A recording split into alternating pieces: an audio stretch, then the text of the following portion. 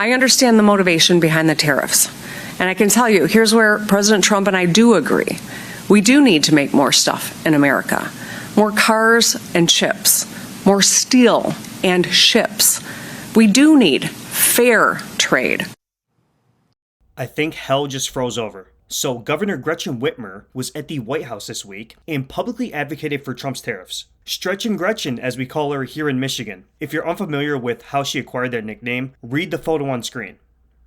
Enjoy! So why would she now be a proponent of protectionism? I have my own conclusions. For one, she's getting ready for a presidential run in 2028. And just like Gavin Newsom, she's jumping ship from the sinking leftist policies and ideologies that gave the Democrat Party a 21% approval rating. Play clip. Holy Toledo. Voters' views of the Democrats in Congress among all voters disapprove 68%.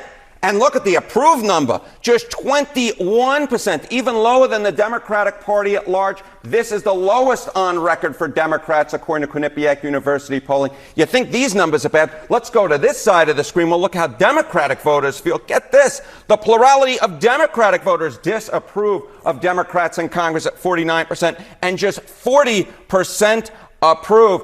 Horrible, horrible, horrible. Oh, my goodness gracious, you just can't get worse than these numbers. And this is the number right here really driving all of this. If Democratic voters have turned on Democrats in Congress and the Democratic Party, that's what puts the numbers at historic lows. And secondly, Whitmer is the governor of a state that obviously provides a large number of automobile production and one of the largest union states in America, with 650,000 Michigan employees represented by labor unions. No industry will benefit more from these tariffs than the American auto workers, because for years they've had to compete with Mexico, China, Japan, Germany, and others. According to automotiveaftermarket.org, the U.S. imported $60 billion in auto parts from Mexico alone in 2021. We can't compete with cheap Mexican labor. And now China is exploiting the situation by building auto assembly plants in Mexico for no other reason than to rip off the United States. China was building massive plants in Mexico. Huffyson. And I let them, plant. massive, the biggest plants in the world. And my friend was actually building it. It's the one right there. Oh, that's it. It's massive. Guess what?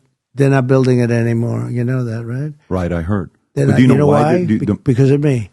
And if they built that, there would be no more Detroit. Mm-hmm.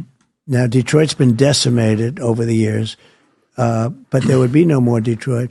So they're building massive plants in Mexico. China's building them, and they're going to make cars, sell them across the border, and destroy every automobile manufacturer, even in South Carolina and other places, Tennessee.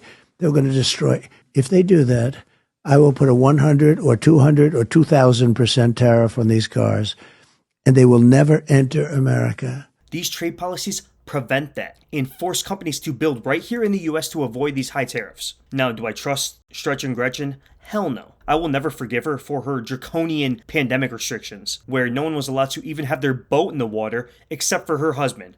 Fact check that. However, she's making the correct chess moves here, and you have to respect it.